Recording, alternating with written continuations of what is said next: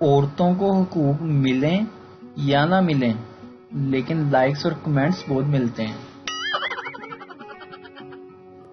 ایک انگریز نے اردو زبان سیکھی، وہ لاہور گیا اور ایک لاہوری سے پوچھا کیا ہسپتال کو بھی یہی سڑک جاتی ہے؟ لاہوری آہو۔ انگریز بہت پریشان ہوا کیونکہ اس نے یہ بولی پہلی بار سنی تھی۔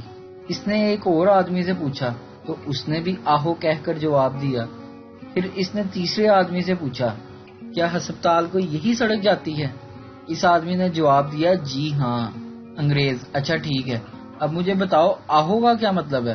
آدمی اس کا مطلب بھی یہی ہے۔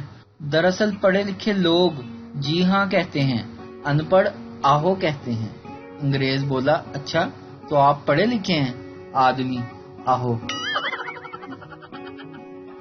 یہ انڈیا کے ڈراموں میں ذرا سی طبیعت خراب ہونے پہ ڈاکٹر کو کیسے بلا لیتے ہیں گھر پہ، اور وہ ویلا بھی بیگ چک کے پہنچ جاتا ہے جیسے اور کوئی کام دھندا ہی نہیں۔ کچھ لوگوں کو صرف اس لیے برداشت کیا جاتا ہے کیونکہ ان کا تعلق سسرال سے ہوتا ہے۔